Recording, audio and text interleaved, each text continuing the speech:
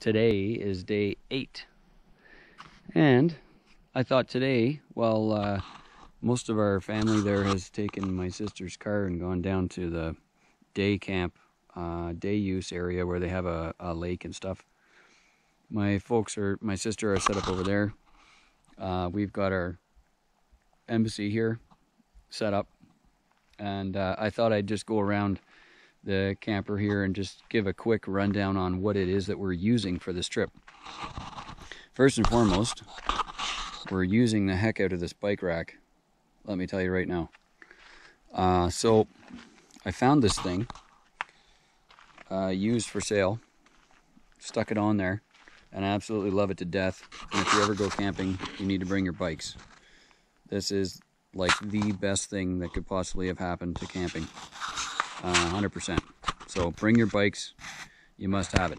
Now, that is a 24-foot all Canadian made, Stratford, Ontario built Ford chassis with a Glendale camper on it.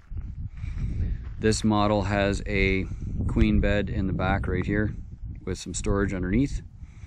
There's the, of course, furnace, the vent for the range hood, entry door, steps. When we use electrical, which is almost never, we have a little tiny Honda generator under there, and that'll just give us plug-in power for the microwave or AC if we actually need it, which we just don't really.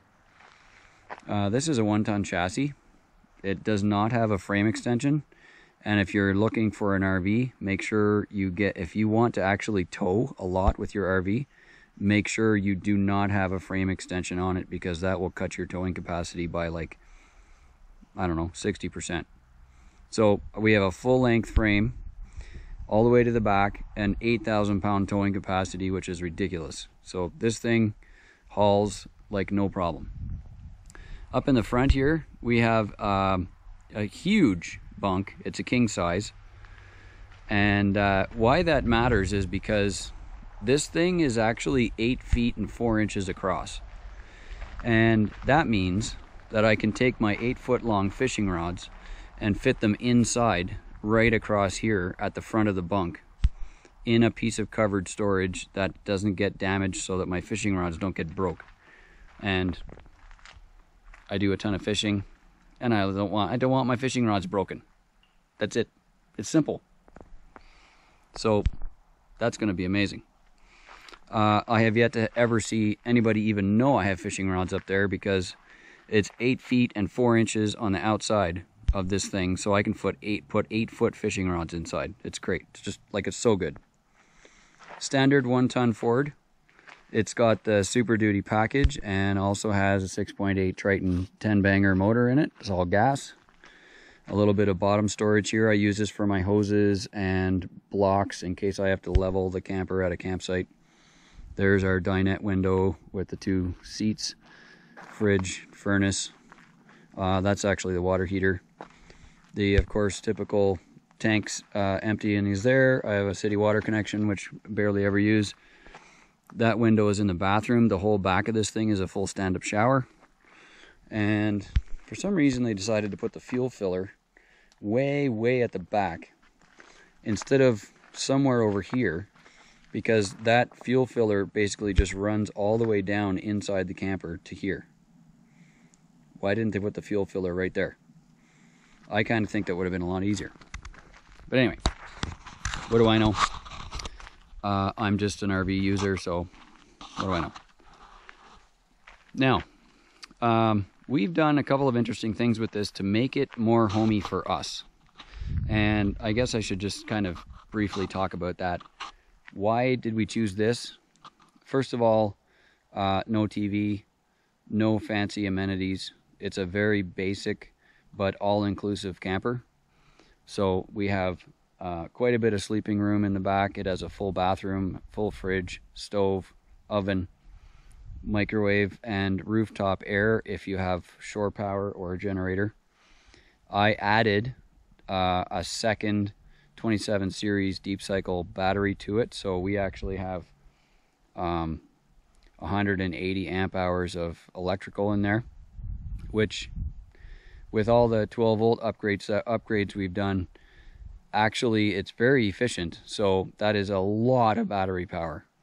We do have a tiny 110 inverter in there in case you actually need it for some reason. I've used it for actually soldering RC parts together when I need a soldering iron, stuff like that. Very handy. We wanted a short chassis. It's very easy to drive. It's not terrible on fuel, and the motor is hardly trying while you're going highway speed.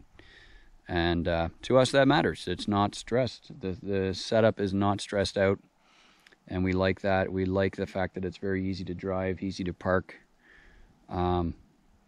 It's big, wide body, very wide body camper, which gives us lots of room inside with no slides. And every time you add a slide on one of these things, it takes away the towing capacity and the gross vehicle weight rating, because the slide mechanisms are very heavy. So no slides, no weight. We love it. It has everything we need. So that's what we've been traveling in. We did 4,000 kilometers already on that in the last, well, on this trip. And I put 3 times that on it since I have actually owned it. It's already been to the bottom of the USA on the eastern seaboard. And now we're halfway through Alberta in the Rocky Mountains. And that's a significant distance between there. And we love it. We're having a great time. So, small RVs. Small. Bring your bikes, and if necessary, maybe a tiny generator. Not really necessary. So, turns out when you leave the mountains, you really leave the mountains. And they're all back there somewhere. And now we are heading out of the mountains into Calgary to go to my cousin's place and do a little tourism stuff over there, because Calgary's a cool town. And so, yeah, more later. Well, high in the prairie sky here, we've got the gorgeous sunset. We've got all these just gorgeous canola fields in their bright yellow, and the moon trying to come up over there. Really fantastic place. Man, this lens is dirty. We had a fantastic day today, meeting up with some of my family here in the west, and we're closing off another one with a beautiful sunset.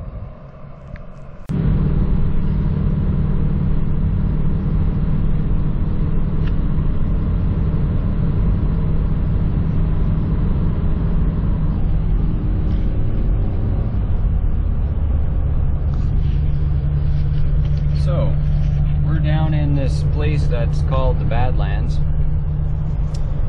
Basically, this is like an enormous ditch or depression in the plains of the Midwest, and the terrain is like exposed, hundreds of different layers of different. It's just crazy. Hopefully you can see that a little bit. Where the ground is washed out from the top of the plain, there's just layer after layer after layer of cool things. And this guy Tyrell, when he was 26, he was looking for coal and he found dinosaur bones, and so this whole thing just kind of became seriously famous. Anyways, today we're gonna actually get up out of this gigantic Badlands ditch here that we're in and head over to Saskatchewan, which is slightly more east, and we'll see what kind of adventures we get into over there. And we're going up. Up. We'll get out of this river valley here.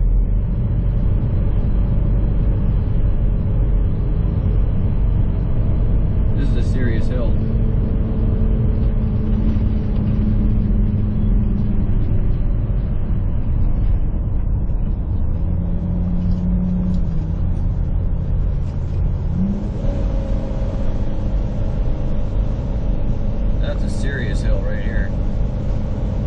I can't wait to see this when we get out to the top, because it's going to be like all just the plains again. It's going to be awesome.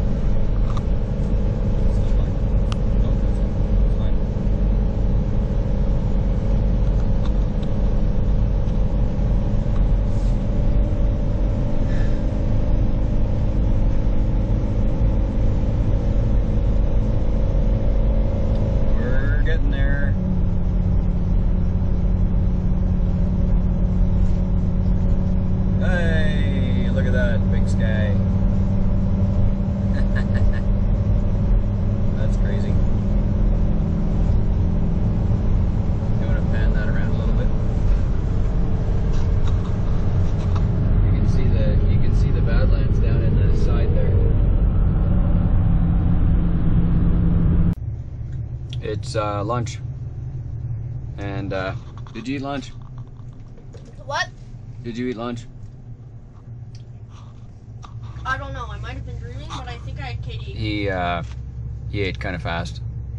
So we're in Etonia. Hard to see, but we're in Etonia.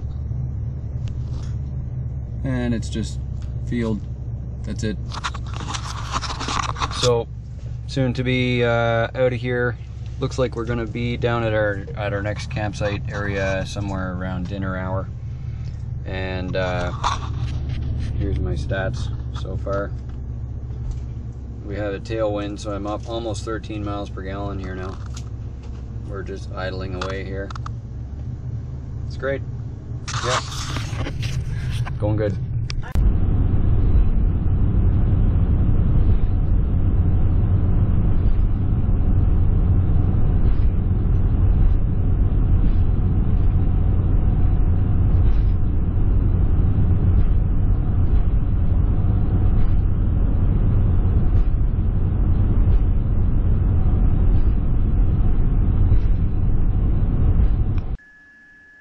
There's a sign at this campground that says no tailgating.